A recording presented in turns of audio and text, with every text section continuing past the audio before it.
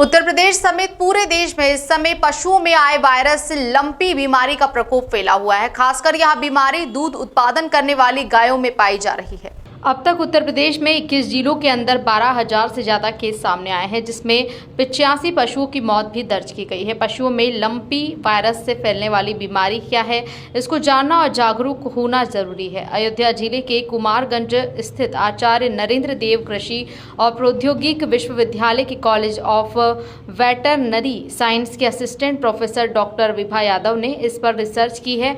उनका कहना है कि लंपी वायरस डिजिट मवेशियों में होने वाले संक्रमण वायरस है, जो ज्यादातर गायों में हो रही है।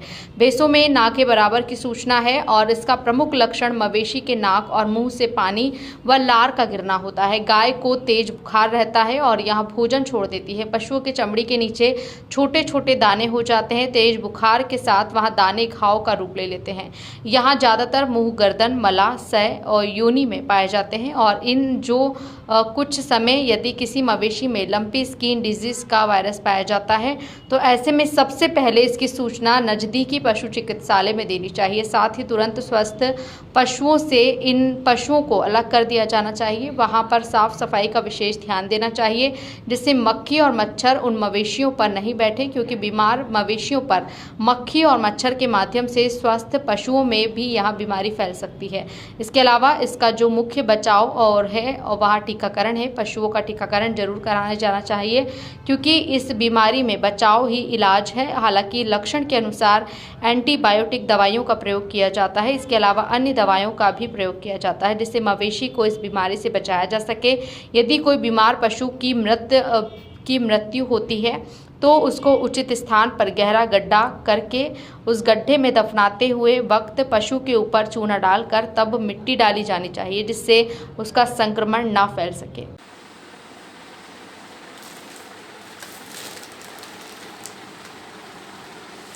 तो मैम, उसको जो उपाय आपने बताए, क्या क्या उपाय बताए हैं?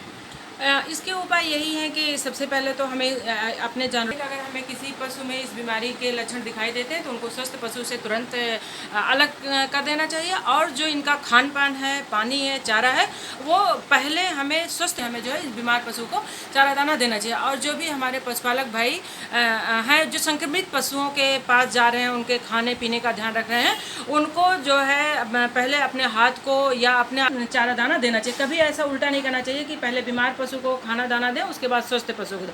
सबसे पहले हमें स्वस्थ पशु को खाना दाना देने के बाद ही जो है बीमार पशु को खाना दाना देना चाहिए। और हमें किसी भी जो है ऐसे स्थान पर नहीं भेजना चाहिए, जैसे मेला है वहाँ पर अपने पशुओं को नहीं भेजना चाहिए। और कोई भी पशु अगर हमारे नया लेते हैं तो उसको हमें अलग 10 से 15 दिन तक अलग रखना चाहिए। वो क्या है ये? या एक जो है मुख्यतः जो है मवेशियों में होने वाले चमड़ी का रोग है, जो कि वायरस के द्वारा फैल रहा है। और यह एक संक्रामक, छुआछूत एवं आर्थिक महत्व की बीमारी है, जो कि ज्यादातर जो है ये मवेशियों में, गायों में हो रही है और ये भैंस में ना के बराबर होती है। और इस बीमारी में जो है हमारा पशु को सबसे पहले बुखार बहुत तेजी से आता है, नाक और मुंह से पानी गिरने लगता है, लार मुंह से आने लगती है और पशु खाना पीना छोड़ देता है। अगर दूध देने वाला पशु है तो उसकी दुग्ध उत्पादन क्षमता भी बहुत कम हो जाती है और वो जो है सुस्त हो जाता है। और ऐसे में जो है अगर हमारा पशु गर्भ धारण किए हुए है तो कई बार वो बच्चे को फेंक भी दे रहा है। और कई बार ऐसा हो रहा है कि वो बिल्कुल ही जो है अगर बांझपन की भी शिकायत पशुओं में मिल रही है। लेकिन सबसे अच्छी बात यह है कि इस रोग में जो है हमारे पशु की मृत्यु दर बहुत कम है, वो 5% से भी कम है। लेकिन हमारा जो है इस पे हमारी सरकार बहुत तेजी से ध्यान दे रही है, क्योंकि ये जो हमारी बीमारी है विश्व स्वास्थ्य संगठन के अनुसार बहुत तेजी से फैलने वाली बीमारियों की सूची में इसको शामिल किया गया है। अच्छा, किस तरीके की डिजीज देखने को मिलती है जानवरों में? इसमें ये होता है कि पहले जो हमारा पशु होता है उसके शरीर पर छोटे छोटे दाने, चमड़ी के नीचे छोटे छोटे दाने निकल जाते हैं और उसके बाद पशु में तेज बुखार आता है। और उसके बाद धीरे धीरे ये दाने जो होते हैं एक बड़ा घाव का रूप ले लेते हैं और उसमें पानी भर जाता है। और ये जो दाने होते हैं वो मुख्यतः जैसे मुंह पर या गर्दन के पास और जो मलाशय के पास या योनि के पास जो है निकलते हैं। और जब ये जो है दाने बड़ा रूप ले लेते हैं और इसमें पस भर जाता है, पानी भर जाता है, तो नेक्रोटिक टाइप या कई बार जो होते हैं इस तरीके के हो जाते हैं। तो उसमें क्या होता है कि जब एक पशु दूसरे पशु के संपर्क में आता है तो उससे क्या होता है, उसके पानी दूसरे पशु में रखकर उसमें भी फैल जाता है। और मुख्यतः ये बीमारी जो होती है मच्छर या मक्खियों के द्वारा भी फैलती है, क्योंकि ये मच्छर या मक्खी जो होते हैं इन घावों पर बैठते हैं और वो उसमें जो है वो उसका स्राव लग जाता है। और इससे बचने का उपाय क्या है?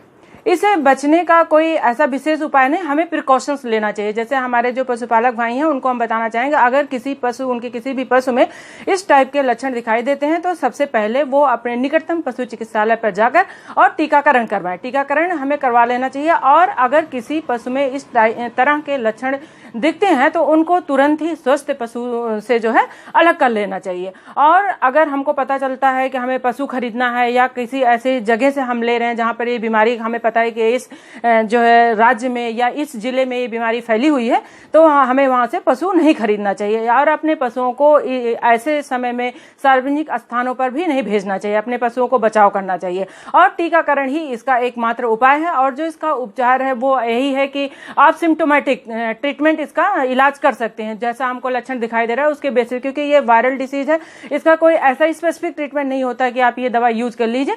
इसमें जैसे हम स्टेरॉइड का यूज करते हैं, एंटी इन्फ्लामेटरी ड्रग का यूज करते हैं, कुछ ऐसी एंटीबायोटिक भी रखना चाहिए जो सिम्टोमेटिक के लिए हम यूज करते हैं। तो यही इसका एकमात्र इसका इलाज यही है कि बचाव ही इसका इलाज है।